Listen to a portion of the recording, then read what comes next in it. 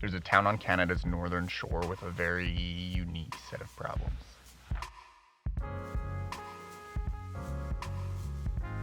Every autumn, the local population of Churchill, Manitoba more than doubles, but this influx of new residents aren't human. Polar bears descend on the area by the hundreds. They're waiting for the sea ice to freeze so they can spend the winter hunting seal. Now, sharing your streets with the world's largest land carnivore makes life here a little complicated, but it also makes it possible. Every year, thousands of tourists visit this town, most of them with polar bears on their bucket list. Tourism is the backbone that supports Churchill's economy. But that may be starting to present a problem. Finally tonight, a creature battling for survival, the polar bear. Polar bear. Polar bear. The polar bear. Polar bear. Arctic polar bears are facing near extinction by the end of the century if the sea ice they depend on continues to disappear. Over climate change and polar bears. Climate change. Climate change. Climate change. Climate change catastrophe. Most polar bears will be killed off by the end of the century if nothing is done to halt climate change. That's according to a new report in the scientific journal.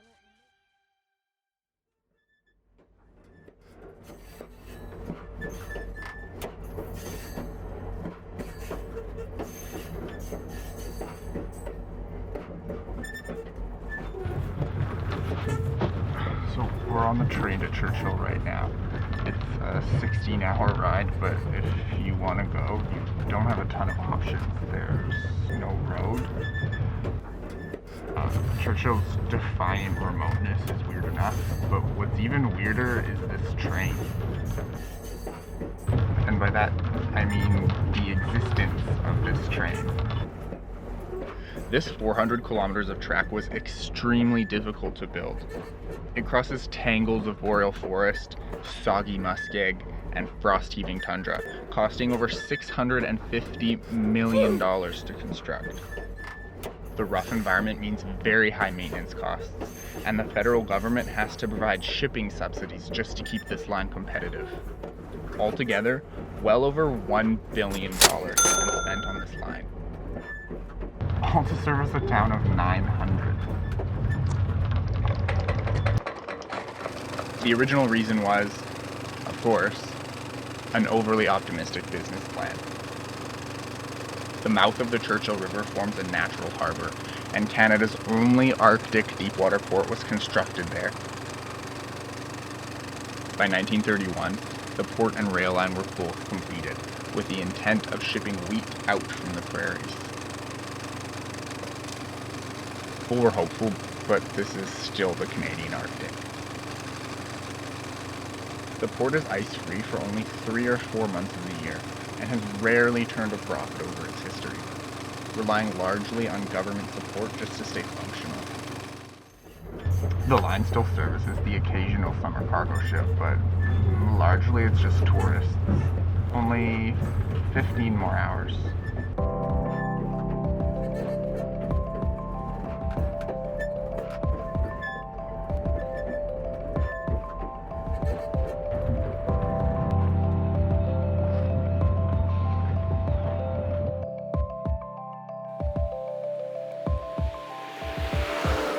My name is Koral Carpentier-Hrominchuk, and I've lived and worked in Churchill seasonally for 22 years.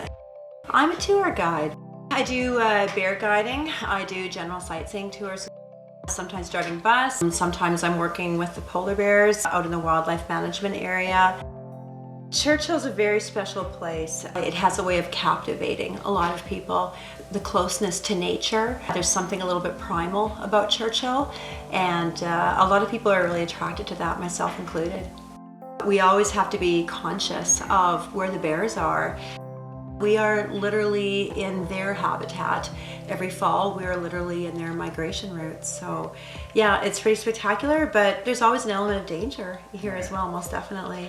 There are people who are in town today that have been injured by bears, and They've gone to great lengths just to really increase the protection of the polar bears, and also, of course, to really protect us as humans as well. Even right down to having an alert number for the locals to report bears, marauding close to the town.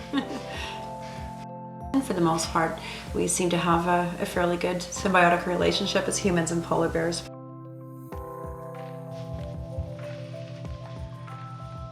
Today's the day. We are heading out to the tundra buggies, which is the most popular way to see the bears.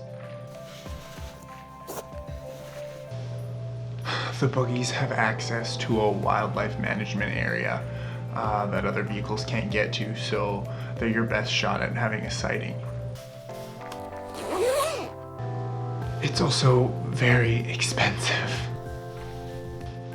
So we will be going exactly once. So fingers crossed for lots of bears.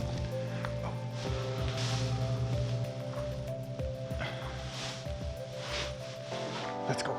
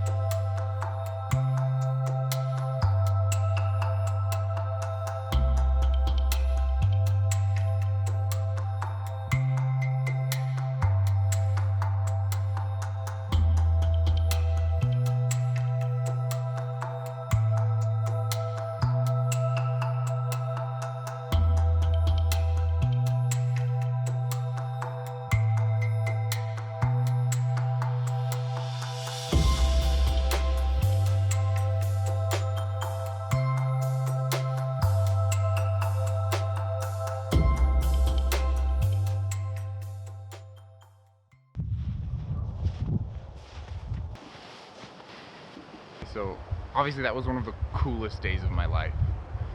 But I have to say there was also this feeling of sadness in seeing the bears. Like this feeling of see them before it's too late. And unfortunately that feeling isn't just a feeling. The data backs it up. Polar bears rely on sea ice for survival. They spend their winters out on the ocean hunting seals and building their fat stores. Summers they spend fasting on shore, just waiting for that ice to freeze again. Climate change has meant that ice is freezing later and melting earlier, reducing the amount of time that the bears have to hunt. Some bears are starving, while many females are struggling to have a successful pregnancy. The group of bears that live here are called the Western Hudson Bay population, and their numbers have declined over 30% since 1987.